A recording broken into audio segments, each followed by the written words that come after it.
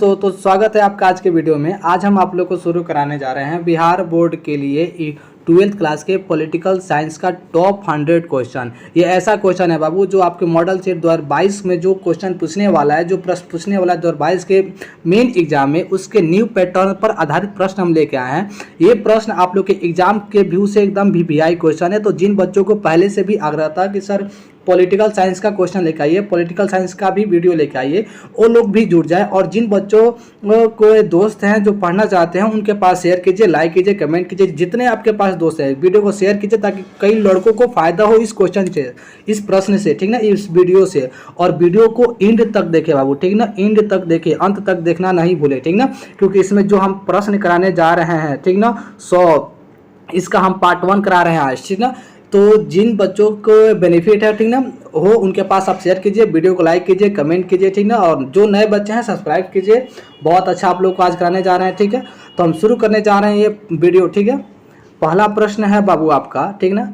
पहला प्रश्न है कि 1930 में महात्मा गांधी ने किस आंदोलन की शुरुआत की थी? तो 1930 ईस्वी में महात्मा गांधी ने सविनय अवज्ञा आंदोलन की शुरुआत की थी, ठीक ना। Option A will be answer. किस आंदोलन की शुरुआत की थी? सविनय अवज्ञा आंदोलन की शुरुआत की थी, ठीक है। अगला प्रश्न देखते हैं। अगला प्रश्न है कि आंदोलन स्वतंत्रता के बाद भारत के समक्ष राष्ट्र निर्माण की कौन सी चुनौती थी? ठीक है, बहुत इंपॉर्टेंट क्वेश्चन है बाबू, ठीक ना, थोड़ा लंबा है, देखिएगा कि आंदोलन स्वतंत्रता के बाद भारत के समक्ष राष्ट्र निर्माण की कौन सी चुनौती थी? ठीक ना, कि भारत के सामने जो राष्ट्र निर्माण की जो चुनौती थी, जो हम लोगों ने एक अखंडता भारत बनाने का जो हम लोगों ने मार्ग चुना था, तो इसमें किस प्रकार की चुनौती थी? तो देखिएगा कि इसमें चुनौती थी विविध से भरे भारतीय समाज की एकता को सूत्र में बांधने रखने की चुनौती। ये बात भी सही है, ठीक ना, कि हमारे देश में विविधताओं से भरे भारतीय समाज था, ठीक ना। कुछ लोग का कल्चर अलग है, कुछ लोग का भाषा अलग है, लेकिन सबको एक साथ एकता के सूत्र में बांध कर रखना एक चुनौती था। और अपने देश में राजतंत्र को हटाकर लोकतंत्र को बनाने की बात कही जा रही थी, तो ये भी एक चुनौती था। और आर्थिक विकास और गरीबी उन्मूलन की चुनौती थी, ठीक ना, आर्थिक विकास को आगे बढ़ाना, गरीबी को दूर करना, ये भी चुनौती थी। मतलब कि ये तीनों कंडीशन हम लोग का एक चुनौती था, ठीक ना। तो इसका आंसर क्या हो जाएगा? उपयुक्त सभी, option D will be answer, ठीक ना। तो 2 का क्या हो जाएगा आप लोग का? 2 का क्या हो जाएगा? आंदोलन स्वतंत्रता के बाद भारत के समक्ष राष्ट्र निर्माण की कौन सी चुनौती थी? तो उपयुक्त सभी, ठीक ना, कि सभी चुनौतियां हमारे सामने खड़ी थी, ठीक है। अगला प्रश्न देखते हैं हम, ठीक ना। अगला प्रश्न है बाबू कि भारत विभाजन के समय भारत में कितनी देशी रियासतें थी? ठीक ना। ये देशी रियासतें क्या है बाबू? ये देशी रियासतें है कि राजवाड़ा, ठीक ना, राजवाड़ा, ये क्या है? राजवाड़ा है, ठीक ना। कि आपके देश में कितने राजा मतलब कि उस समय राज करते थे, कितने राजवाड़ा था कुल मिलाकर? तो बताते बाबू कि आपका आंसर हो जाएगा डी विल बी आंसर, ठीक ना, 565, ठीक ना। क्या हो जाएगा? 565। तो देखिए बाबू कहीं कहीं आप लोगों को 562 भी देता है, ठीक ना। क्या देता है? 562 भी देता है और 572 भी देता है। तो जहाँ 565 या 572 होगा, 62 होगा, वहाँ आप लोग को आंसर टिक कर देना है, ठीक ना। कहीं 565 भी देता है, 562 भी देता है, ठीक है, याद रखिएगा। अगला क्वेश्चन देखते हैं, अगला प्रश्न देखते हैं हम। 4 नंबर क्वेश्चन बाबू कह रहा है कि सांप्रदायिक निर्णय की घोषणा की थी। सांप्रदायिक निर्णय की घोषणा किसने की थी? तो सांप्रदायिक निर्णय का घोषणा रेगजे मैकडोनाल्ड ने किया था। कौन किया था? Option B will be answer, रेगजे मैकडोनाल्ड ने किया था। सांप्रदायिक निर्णय की घोषणा की थी कौन? रेगजे मैकडोनाल्ड ने किया था, ठीक है। अगला प्रश्न देखते हैं, अगला क्वेश्चन हम लोग देखते हैं। ये बहुत इंपॉर्टेंट क्वेश्चन है बाबू, ठीक ना। ये हर मतलब कि हर साल पे कहीं ना कहीं पूछ देता है। अब तो बहुत ही इंपॉर्टेंट है क्योंकि 100 ऑब्जेक्टिव लेना है इसको पॉलिटिकल साइंस से, और अब 100 ऑब्जेक्टिव तो कहीं से भी उठाना ही है। तो ये प्रश्न बहुत इंपॉर्टेंट है कि राज्य पुनर्गठन आयोग का गठन हुआ, ठीक है बाबू। प्रश्न बहुत इंपॉर्टेंट है, इसको अच्छा से पढ़िएगा। कह रहे कि राज्य पुनर्गठन आयोग का गठन हुआ, ठीक है। तो इसका गठन हुआ था बाबू 29 सितंबर 1953 ईस्वी को, ठीक ना। कब हुआ था? 29 सितंबर 1953 ईस्वी को, ठीक ना। लेकिन अगर प्रश्न आ गया कि राज्य पुनर्गठन अधिनियम कब लागू हुआ था? अधिनियम, तो आप लोग का आंसर होगा 1956, ठीक है। क्या होगा? 1956, याद रखिएगा। राज्य पुनर्गठन आयोग का गठन हुआ 1953 में, लेकिन राज्य पुनर्गठन अधिनियम लागू हुआ 1956 में, ठीक है। ये 2 चीज़ याद रखिएगा। अगला क्वेश्चन देखते हैं, 6 नंबर प्रश्न देखते हैं बाबू। अगला प्रश्न है आप लोग का 6 नंबर बाबू, ये कि प्रत्यक्ष प्रजातंत्र किस देश में है? ठीक ना, प्रत्यक्ष प्रजातंत्र किस देश में है? तो ये है स्विट्जरलैंड में बाबू, ठीक है ना। कहाँ है? स्विट्जरलैंड में है, ठीक है। Option C will be answer, ठीक है। अगला प्रश्न देखते हैं 7 नंबर क्वेश्चन। 7 नंबर प्रश्न है कि निम्नलिखित में से कौन भारतीय संघीय व्यवस्था की विशेषता नहीं है, ठीक ना। निम्नलिखित में से कौन भारतीय संघीय व्यवस्था की विशेषता नहीं है? तो ये हो जाएगा कि दोहरी नागरिकता जो है कि हमारी विशेषता नहीं है। हमारे संघ की विशेषता दोहरी नागरिकता नहीं है, ठीक है। हमारे देश में क्या है? एकहरी नागरिकता, माने कि एक ही नागरिकता है, ठीक है। 8 नंबर प्रश्न देखते हैं। 8 नंबर प्रश्न है कि संविधान के किस अनुच्छेद में केंद्र और राज्य के बीच विधायी संबंधों का उल्लेख है, ठीक है। संविधान के किस अनुच्छेद में राज्य और विधायियों के बीच, ठीक ना, संबंधों का उल्लेख है? तो ये है बाबू option A will be answer, ठीक ना। अनुच्छेद ए 245 से 255, ठीक ना। पॉलिटिकल साइंस में ऐसा अनुच्छेद से भी क्वेश्चन आते हैं बाबू, तो इसको याद रखिएगा। अनुच्छेद 245 से 255 के बीच, ठीक ना, केंद्र और राज्य के बीच, ठीक ना, केंद्र और राज्य के बीच विधायी संबंधों का उल्लेख है, ठीक है।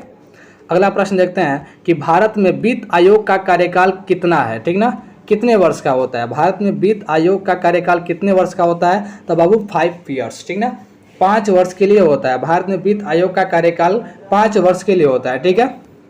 10 नंबर प्रश्न देखते हैं बाबू कि माउंट बेटन योजना का संबंध निम्नलिखित में से किससे है? माउंट बेटन योजना निम्नलिखित में से किससे है? तो माउंट बेटन योजना बाबू आप लोग को बताते हैं कि यह भारत विभाजन से संबंधित है, ठीक है। किससे है? भारत विभाजन से संबंधित है, ठीक ना। Option A will be answer, ठीक है, भारत विभाजन से संबंधित है। 11 नंबर प्रश्न देखते हैं कि स्वतंत्र भारत के प्रथम उप प्रधानमंत्री एवं गृह मंत्री कौन थे? ठीक है, स्वतंत्र भारत के उप प्रधानमंत्री गृह मंत्री कौन थे? तो बाबू स्वतंत्र भारत के उप प्रधानमंत्री और गृह मंत्री थे सरदार वल्लभ भाई पटेल, ठीक ना। कौन थे? सरदार वल्लभ भाई पटेल थे, ठीक ना। और अगला क्वेश्चन देखते हैं कि स्वतंत्र पार्टी के निर्देशक सिद्धांत था, ठीक ना। इसका क्या निर्देशक सिद्धांत था स्वतंत्र पार्टी का? 12 नंबर प्रश्न है कि स्वतंत्र पार्टी का निर्देशक सिद्धांत क्या था? तो ये था व्यापार तथा रोजगार की स्वतंत्रता, ठीक ना। स्वतंत्र पार्टी की क्या सिद्धांत था? कि व्यापार तथा रोजगार की स्वतंत्रता है आपके पास, ठीक है। 13 नंबर प्रश्न है बाबू कि मुस्लिम लीग की स्थापना कब हुई? ठीक है, प्रश्न पे आते हैं, ठीक है। ये आपका प्रश्न है, नीचे 4 ऑप्शन दिया हुआ है, ठीक है। पेज लेआउट के कारण ऐसा बात हुआ है, ठीक ना। तो आप लोग का है कि मुस्लिम लीग की स्थापना कब हुई थी? तो 13 का हो जाएगा option B will be answer, ठीक ना। ऑप्शन बी होगा कि मुस्लिम लीग की स्थापना 1906 ईस्वी में हुआ था, ठीक है। कब हुआ था मुस्लिम लीग की स्थापना? 1906 ईस्वी में, ठीक है। बहुत बढ़िया, ठीक ना। जिन बच्चों को आंसर पता है वो लोग कमेंट में जरूर आंसर दीजिए। और कैसा लग रहा है आप लोग को वीडियो, एक्सप्लेनेशन कैसा हो रहा है, इसका भी आप लोग जवाब दीजिए कि कैसा चल रहा है, ठीक ना। वीडियो कैसा चल रहा है, कमी कहाँ है, ठीक ना। हमको तो नहीं लगता कि कहीं कमी है एक्सप्लेन करने में, ठीक है। चलिए, आवाज़ क्लियर है ना, सब आवाज़ पूरा क्लियर है, आप लोग बता दीजिएगा, ठीक है। 14 नंबर क्वेश्चन है कि भारतीय जनसंघ के संस्थापक कौन थे? ठीक है, 14 नंबर क्वेश्चन है कि भारतीय जनसंघ के संस्थापक कौन थे? तो भारतीय जनसंघ के संस्थापक बाबू डॉक्टर श्यामा प्रसाद मुखर्जी थे, ठीक ना। कौन थे? डॉक्टर श्यामा प्रसाद मुखर्जी। तो option A will be answer, option A इसका आंसर होगा, ठीक है। अगला प्रश्न देखते हैं, ठीक ना। यहाँ देखिएगा बाबू, ठीक ना, यहाँ है कि यहाँ बाबू 18 होगा, ठीक है, 18 कि 1885 में किस राजनीतिक दल का स्थापना हुआ? ठीक ना, 18 होगा, ठीक ना बाबू, ये गलत है, ठीक ना। ये होगा 1885, ठीक ना, माफ़ कीजिएगा, टाइपिंग में गलत हो गया, ठीक है। 1885 में किस राजनीतिक दल का स्थापना हुआ? ठीक ना, 1885 में। ये बाबू इस पर ध्यान मत दीजिएगा, ठीक ना, ये गलत टाइपिंग हो गया है, 1885 होगा। तो 1885 में किस राजनीतिक दल की स्थापना हुई थी? तो 1885 ईस्वी में आप लोग को भारतीय राष्ट्रीय कांग्रेस की स्थापना हुई थी, ठीक ना। किसकी हुआ था? भारतीय राष्ट्रीय कांग्रेस की स्थापना हुआ था, ठीक है। अगला प्रश्न देखते हैं, 16 नंबर प्रश्न है कि पंचशील समझौता किन देशों के बीच हुआ? ठीक ना, 16 नंबर प्रश्न है कि पंचशील समझौता किन देशों के बीच हुआ था? तो लोग बता दें कि भारत और चीन के बीच पंचशील समझौता हुआ था, ठीक ना। 5 बातें रखी गई थी, ठीक ना, 5 बातें रखी गई थी भारत और चीन के बीच 1954 ईस्वी में, ठीक है। कब रखा गया था? 1954 ईस्वी में भारत और चीन के बीच 5 बातें रखी गई, जिसको हम लोग पंचशील समझौता के नाम से जाने गए, ठीक है। अगला प्रश्न देखते हैं, 17 नंबर प्रश्न कह रहा है कि एक दलीय प्रभुत्व के संबंध में कौन सही है? ठीक है, एक दलीय प्रभुत्व के संबंध में कौन सही है? ये प्रश्न है बाबू आपका 17 नंबर की एक दलीय प्रभुत्व के संबंध में कौन सही है। तो ये आपका हो जाएगा बाबू option A will be answer, ठीक ना। विकल्प के रूप में किसी मजबूत राजनीतिक दल का अभाव, ठीक ना। एक दलीय कि एक दलीय प्रभुत्व के संबंध में कौन सही है, ठीक ना। हाँ ठीक है, विकल्प के रूप में किसी मजबूत राजनीतिक दल का अभाव, ठीक है। एक मजबूत राजनीतिक दल का अभाव रहता है, ठीक ना। अगला देखते हैं, ठीक है। 18 नंबर प्रश्न है बाबू कि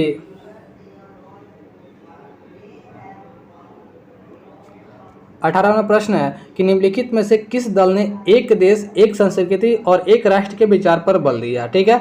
निम्नलिखित में से किस दल ने एक देश एक संस्कृति और एक राष्ट्र के विचार पर बल दिया। तो ये हो जाएगा बाबू कांग्रेस पार्टी, ठीक ना। कांग्रेस पार्टी ने क्या किया, ये जो दल है कांग्रेस दल ने क्या किया कि एक देश एक संस्कृति और एक राष्ट्र के विचार पर बल दिया, ठीक है। अगला प्रश्न देखते हैं, ठीक है। अगला प्रश्न है कि संस्थागत क्रांतिकारी दल किस नेता की राजनीतिक दल है, ठीक ना। संस्थागत क्रांतिकारी दल किस देश की राजनीतिक दल है। 19 नंबर प्रश्न है बाबू। तो ये हो जाएगा मैक्सिको, ठीक ना। क्या हो जाएगा, मैक्सिको। इसका सही उत्तर हो जाएगा मैक्सिको। संस्थागत क्रांतिकारी दल मैक्सिको की है, ठीक है। अगला प्रश्न देखते हैं 20 नंबर कि गुट निरपेक्षता का अर्थ है। बहुत इंपॉर्टेंट क्वेश्चन बाबू, VVI, ये है VVI क्वेश्चन, इसको हम बोलते हैं VVI, ठीक है। इसी को आप लोग लगा लीजिए, इस VVI है, इसको रट्टा मार लीजिए, ठीक है ना। कि गुट निरपेक्षता का अर्थ क्या है। तो बाबू आप लोग को बता दें कि गुट निरपेक्षता का अर्थ है कि विश्व के किसी भी गुट में शामिल नहीं होना, ठीक है। बता दें बाबू कि शीत युद्ध में 2 गुट बना था, पहला और दूसरा, ठीक ना। मतलब कि पहली दुनिया दूसरी दुनिया, ठीक ना। लेकिन गुट निरपेक्ष बना हमारा देश भारत, तो क्या हुआ, तीसरी दुनिया ये हुआ, ठीक ना। तीसरी दुनिया हुआ, मतलब कि पूंजीपतियों और साम्यवादियों के गुट में शामिल न होकर हम एक अपना अलग दल बनाएं। तो विश्व के किसी भी गुट में शामिल नहीं होना, यही गुट निरपेक्षता का अर्थ है, ठीक है। आते हैं 21 नंबर प्रश्न पे, ठीक ना। 21 नंबर प्रश्न है बाबू कि मैक मोहन रेखा कहाँ है, ठीक है। मैक मोहन रेखा कहाँ है बाबू, ठीक ना। तो मैक मोहन रेखा कहाँ है, तो ये है अरुणाचल प्रदेश में। कहाँ है, अरुणाचल प्रदेश में। Option B will be answer. ये मैक मोहन भारत और चीन के बीच की जो लाइन है ना, वही है, ठीक ना। भारत और बीच के रेखा को अलग करती है, 2 भाग में मतलब कि अलग करती है ये रेखा, ठीक ना। तो ये कहाँ है, अरुणाचल प्रदेश में मैक मोहन रेखा है, ठीक ना। Option B will be answer, ठीक है। अब देखिएगा अब कि भारत के संविधान सभा का गठन किस योजना के आधार पर हुआ, ठीक ना। भारत में जो संविधान सभा का जो गठन हुआ वो किस योजना के आधार पर हुआ, ठीक है। किस योजना के आधार पर हुआ, तो बताते हैं बाबू कि वह कैबिनेट मिशन योजना के आधार पर हुआ, ठीक ना। किसके आधार पर हुआ, कैबिनेट मिशन योजना के आधार पर हुआ, ठीक है। अगला प्रश्न देखते हैं, ठीक ना। ब्रैडलैंड आयोग किससे संबंधित है। 24 नंबर प्रश्न है बाबू कि ब्रैडलैंड आयोग किससे संबंधित है। तो आपका आंसर हो जाएगा कि जनसंख्या से ब्रैडलैंड आयोग संबंधित है, ठीक है। किससे है, जनसंख्या से। Option B will be answer. Brundtland आयोग किससे संबंधित है, तो जनसंख्या से संबंधित है, आप लोग समझ लीजिए। पहला है। अगला क्वेश्चन है 24 नंबर, ये भी 24 नंबर, ये भी। चलिए बाबू 24 नंबर, वो भी 24 नंबर, ये भी मतलब कि ये मिसप्रिंट हो गया है, लेकिन चलते हैं, ठीक ना। योजना आयोग की स्थापना कब हुई, ठीक ना। तो बाबू बता दें योजना आयोग की स्थापना अपना हुआ था 15 मार्च 1950 ईस्वी को। कब हुआ था, 15 मार्च 1950 ईस्वी को अपने देश में योजना आयोग की स्थापना हुआ था, ठीक है। अब आते हैं 25 नंबर क्वेश्चन, ठीक ना। 25 नंबर वो प्रश्न है कि किस वर्ष चीन ने भारत पर आक्रमण किया, ठीक ना। जो चीन और भारत के बीच जो युद्ध हुआ था, ठीक ना, तो चीन ने भारत पर किस वर्ष आक्रमण किया था। तो इसका आंसर हो जाएगा 25 का ए विल बी आंसर, ठीक ना। 1962 में क्या हुआ था बाबू कि चीन ने पंचशील समझौता, ने बताया ना आप लोगों को कि 1954 में भारत और चीन के बीच पंचशील समझौता हुआ था, लेकिन जिसमें 5 बातें रखी गई थी। लेकिन 1962 में चीन ने पंचशील समझौता को अलग कर दिया, उस बातों को नहीं माना, और 1962 में क्या हुआ कि हमारे ऊपर आक्रमण कर दिया, ठीक है, जिसके कारण युद्ध हुआ, ठीक है। सब 26 नंबर क्वेश्चन देखते हैं, ठीक ना। 26 नंबर क्वेश्चन है बाबू, ध्यान से पढ़िएगा, ठीक है। कि संविधान निर्मात्री सभा में उद्देश्य प्रस्ताव किसके द्वारा प्रस्तुत किया गया, ठीक ना। किसके द्वारा उद्देश्य प्रस्ताव प्रस्तुत किया गया, ठीक ना। तो ये है जवाहरलाल नेहरू के द्वारा हमारे संविधान में उद्देश्य जो है कि प्रस्ताव किया गया, ठीक ना। उद्देश्य जो है कि प्रस्तुत किया गया हमारे देश संविधान में, ठीक ना। किसके द्वारा, पंडित जवाहरलाल नेहरू के द्वारा, ठीक ना। 27 नंबर प्रश्न देखते हैं बाबू कि कांग्रेस प्रभुत्व का काल कब से कब तक माना जाता है, ठीक ना।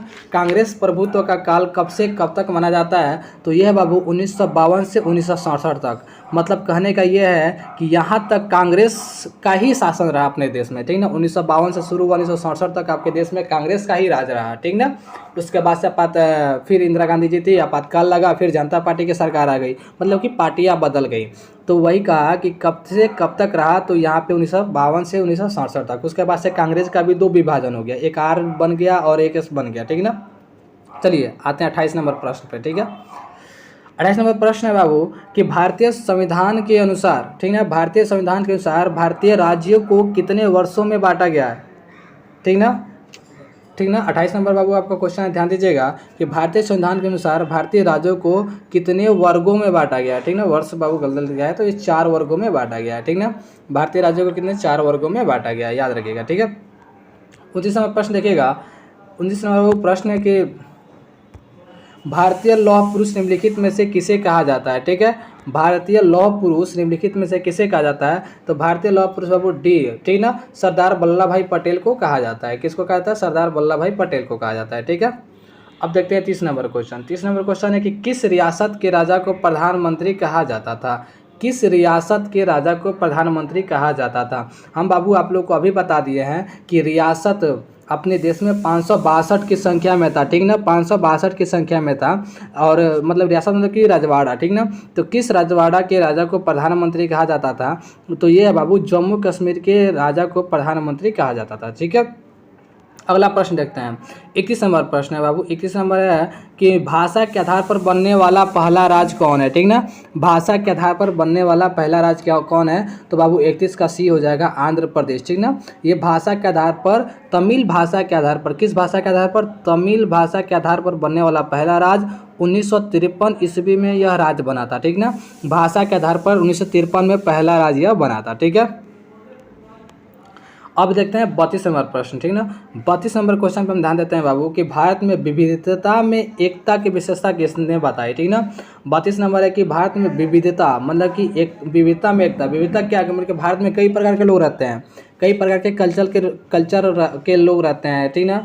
कई प्रकार के लैंग्वेज के लोग रहते हैं। बिहार में भोजपुरी बोलते हैं, महाराष्ट्र में मराठी बोलते हैं, लेकिन इन सब में एकता की बात किसने बताई थी, तो जवाहरलाल नेहरू ने बताई थी। किसने, जवाहरलाल नेहरू ने बताई थी, ठीक है। 33 नंबर क्वेश्चन देखते हैं। 33 नंबर प्रश्न में अगर हम ध्यान देते हैं बाबू, ठीक है। 33 नंबर प्रश्न बहुत इंपॉर्टेंट है, ठीक है। ये पंचवर्षीय योजना से है, ठीक ना। तो पंचवर्षीय योजना की किस पंचवर्षीय योजना में औद्योगिकरण की तेज रफ्तार पर बल दिया गया, ठीक ना। किस पंचवर्षीय योजना में औद्योगिकरण की तेज रफ्तार पर बल दिया गया, तो वह है द्वितीय पंचवर्षीय योजना पे हमने औद्योगिकरण का रफ्तार दिया गया, ठीक ना। लेकिन बाबू कहीं कहीं प्रश्न पूछ देता है कि प्रथम पंचवर्षीय योजना में किस पर ध्यान दिया गया, तो प्रथम पंचवर्षीय योजना में कृषि पर ध्यान दिया गया था, याद रखिएगा, ठीक ना। लेकिन यहाँ प्रश्न क्या किया है कि किस पंचवर्षीय योजना में औद्योगिक की तेज रफ्तार पर बल दिया गया, तो द्वितीय पंचवर्षीय योजना पर। Option A will be answer, ठीक है। जिन लोगों को आंसर पता है कमेंट बॉक्स में जरूर दीजिए आंसर, ठीक ना। जिन बच्चों को आंसर पता है कमेंट बॉक्स में दीजिए आंसर, कि पता चलेगी किन बच्चों को कितना पता है, ठीक है। 34 नंबर प्रश्न है बाबू कि विश्व में हरित क्रांति के जनक कौन है, ठीक ना। विश्व में हरित क्रांति के जनक कौन है, 34 नंबर प्रश्न है, ठीक ना। तो आप लोग का ये हो जाएगा बाबू कि नॉर्मन बोरलॉग जो है, तो ये हमारे विश्व में हरित क्रांति के जनक है, ठीक ना। विश्व में हरित क्रांति के जनक कौन है, नॉर्मन बोरलॉग, ठीक ना, याद रखिएगा। 35 नंबर प्रश्न देखिएगा कि निम्नलिखित में से कौन एक संवैधानिक संस्था नहीं है, ठीक ना। निम्नलिखित में से कौन एक संवैधानिक संस्था नहीं है, तो यह है ए नीति आयोग। नीति आयोग क्या है, अपना संवैधानिक संस्था नहीं है, ठीक है। अगला क्वेश्चन देखिएगा, प्रश्न 36 नंबर प्रश्न देखिएगा कि किस पंचवर्षीय योजना को कृषि और सिंचाई आधारित योजना के नाम से भी जाना जाता है। देखिए आगे ना क्वेश्चन हमने बताया था ना, ठीक ना। 36 नंबर प्रश्न है कि किस पंचवर्षीय योजना को कृषि एवं सिंचाई आधारित योजना के नाम से भी जाना जाता है, तो वो है बाबू प्रथम पंचवर्षीय योजना। हमने बताया था ना कि प्रथम पंचवर्षीय योजना किससे संबंधित है, कृषि से, ठीक ना। तो कृषि और सिंचाई से प्रथम पंचवर्षीय योजना संबंधित है, ठीक ना। 37 नंबर प्रश्न देखते हैं बाबू। 37 नंबर प्रश्न है कि निम्नलिखित में से किसके सिफारिश पर भारत में योजना आयोग का गठन किया गया। ये बहुत ही इंपॉर्टेंट क्वेश्चन है, VVI, ठीक ना, VVI। निम्नलिखित में से किसके सिफारिश पर भारत में योजना आयोग का गठन किया गया बाबू, तो यह है आर्थिक कार्यक्रम समिति के सिफारिश पर, ठीक ना। आर्थिक कार्यक्रम के समिति के सिफारिश पर, ठीक ना। जिसके अध्यक्ष फजल अली को बनाया गया था। ठीक है, अगला क्वेश्चन है बाबू 38 नंबर प्रश्न देखिएगा, बहुत इंपॉर्टेंट क्वेश्चन है कि राष्ट्रीय विकास परिषद का गठन कब हुआ। ठीक है, 38 नंबर है कि राष्ट्रीय विकास परिषद का गठन कब हुआ। तो राष्ट्रीय विकास परिषद का गठन बाबू 1952 में हुआ। ठीक है ना, option B will be answer. ठीक है, कब हुआ, 1952 ईस्वी में। ठीक है, अगला प्रश्न देखिएगा 39 नंबर क्वेश्चन कि जय जवान जय किसान का नारा किसने दिया। ठीक ना, जय जवान जय किसान का नारा किसने दिया था। तो जय जवान जय किसान का नारा बाबू लाल बहादुर शास्त्री ने दिया था। कौन दिया था, लाल बहादुर शास्त्री ने दिए थे कि जय जवान जय किसान। और कब दिए थे, मतलब कि 1964-65 में इन्होंने ये नारा दिया था। ठीक है, बहुत बढ़िया। ठीक है, आप लोग भी आंसर देते रहिए, जिन बच्चों को पता है जल्दी से दोस्तों के पास शेयर कीजिए। जो आप लोग के दोस्त जो लोग पॉलिटी नहीं भी लिए हैं और जिनके दोस्त पॉलिटी लेके पढ़ाई कर रहे हैं उनके पास आप लोग शेयर कीजिए। ठीक है, इंपॉर्टेंट क्वेश्चन है बाबू। ठीक है, एग्जाम के वजह से पढ़ाई तो हो नहीं रहा है, कोचिंग में ऑनलाइन ही पढ़ना है सबको, चाहिए समझ दीजिएगा। पीली क्रांति का संबंध निम्नलिखित में से किससे है। ठीक ना, 40 नंबर है कि पीली क्रांति का संबंध किससे है। तो है तिलहन उत्पाद से। ठीक ना, तिलहन उत्पाद से क्या है, पीली क्रांति का संबंध है, याद रखिएगा। ठीक है, अब देखिए 41 नंबर क्वेश्चन। ठीक है ना, ऑपरेशन फ्लड किससे संबंधित है। ऑपरेशन फ्लड, आप लोग का ये क्वेश्चन है बाबू कि ऑपरेशन फ्लड किससे संबंधित है। ठीक है, तो ऑपरेशन फ्लड आप लोग का संबंधित है बाबू दूध उत्पादन से। ठीक ना, दूध उत्पादन से ऑपरेशन फ्लड संबंधित है। ठीक है, बहुत बढ़िया। 42 नंबर क्वेश्चन देखिएगा, ये तो बहुत इंपॉर्टेंट है। ठीक ना, इंदिरा गांधी के ज़माने का ये क्वेश्चन है। ठीक ना, इसको बार बार पूछता है। ठीक ना, ये पूछता है कि भारत में 14 बैंकों का राष्ट्रीयकरण कब किया गया। 14 बैंकों को राष्ट्रीयकरण कब किया गया। राष्ट्रीयकरण का मतलब होता है कि सरकारी कर दिया गया, प्राइवेट बैंक को सरकारी कर दिया गया। ठीक ना, तो राष्ट्रीयकरण का मतलब होता है कि सरकारी कर देना, प्राइवेट बैंक को सरकारी कर देना। अब अभी क्या हो रहा है आपके देश में, अभी सरकारी चीज़ को प्राइवेट किया जा रहा है, जिसको हम लोग निजीकरण बोलेंगे। ठीक ना, लेकिन उस समय क्या हुआ था, राष्ट्रीयकरण हुआ था, सरकार प्राइवेट चीज़ों को सरकारी किया गया था। तो भारत में 14 बैंकों का राष्ट्रीयकरण कब किया गया। तो 22 का 42 का आपको आंसर हो जाएगा 1969 में। ठीक ना, कब किया गया था, 1969 ईस्वी में ये काम किया गया था। ठीक है, अगला प्रश्न देखते हैं 43 है कि भारतीय सांख्यिकी संस्थान की स्थापना कब और किसके द्वारा की गई। इंपॉर्टेंट क्वेश्चन है बाबू, ये वर्ल्ड से है, वर्ल्ड ज्योग्राफी से है कि इंडियन ज्योग्राफी से है कि भारतीय सांख्यिकी संस्थान की स्थापना कब और किसके द्वारा की गई थी। तो ये आपका है, ये आपका आंसर हो जाएगा। ठीक है ना, 1931 में 1931 ईस्वी में पीसी महालोनबिस के द्वारा किया गया था। किसके, महालोनबिस के द्वारा भारतीय सांख्यिकी संस्थान की स्थापना किया गया था। और कब किया गया था, 1931 ईस्वी में किया गया था। Option B will be answer. ठीक है, अब आता है 24 नंबर क्वेश्चन पे। ठीक ना, 24 नंबर क्वेश्चन है बाबू कि भारत में किस प्रकार की अर्थव्यवस्था को अपनाया गया है। ठीक ना, भारत में किस प्रकार की अर्थव्यवस्था को अपनाया गया है। तो बताते हैं बाबू कि भारत में मिश्रित अर्थव्यवस्था को अपनाया गया है। ठीक ना, सी इसका आंसर हो जाएगा, मिश्रित अर्थव्यवस्था को अपनाया गया। मतलब कि ये जो समाजवादी अर्थव्यवस्था है ना, इसमें कहा जाता है कि सब चीज़ सरकार के हैंड में रहेगा, सब कुछ सरकारी चीज़ रहेगा। पूंजीवादी अर्थव्यवस्था में सब कुछ प्राइवेट रहेगा। ठीक ना, और मिश्रित में कुछ सरकारी और कुछ प्राइवेट रहेंगे। ठीक ना, सब सरकार का यहाँ पे ध्यान रहेगा। ठीक ना, तो हमारे यहाँ क्या है, मिश्रित अर्थव्यवस्था है, कुछ चीज़ सरकारी है कुछ प्राइवेट है। लेकिन अब क्या हो रहा है, अब सब प्राइवेट होते जा रहा है, मतलब कि धीरे धीरे हम लोग भी पूंजीवादी की तरफ अग्रसिव हो रहे हैं। ठीक है, अगले देखते हैं 45 नंबर क्वेश्चन। 45 नंबर क्वेश्चन देखिएगा बाबू। 45 नंबर प्रश्न है कि बिहार में किस दशक में खाद्यान्न की संकट जैसी गंभीर समस्या उत्पन्न हुई थी। बिहार में किस दशक में, मतलब किस साल के दशक में खाद्यान्न जैसी गंभीर समस्या उत्पन्न हुई थी। तो वह है बाबू आप लोग का 1960 के दशक में। ठीक ना, कब, 1960 के दशक में हम लोग का खाद्यान्न संकट जैसी गंभीर समस्या उत्पन्न हुई थी। ठीक है, 6 नंबर प्रश्न देखते हैं बाबू कि संविधान निर्मात्री सभा के प्रारूप समिति के अध्यक्ष कौन चुने गए। ठीक ना, 6 नंबर क्वेश्चन कौन है कि संविधान निर्मात्री सभा के प्रारूप समिति के अध्यक्ष कौन चुने गए।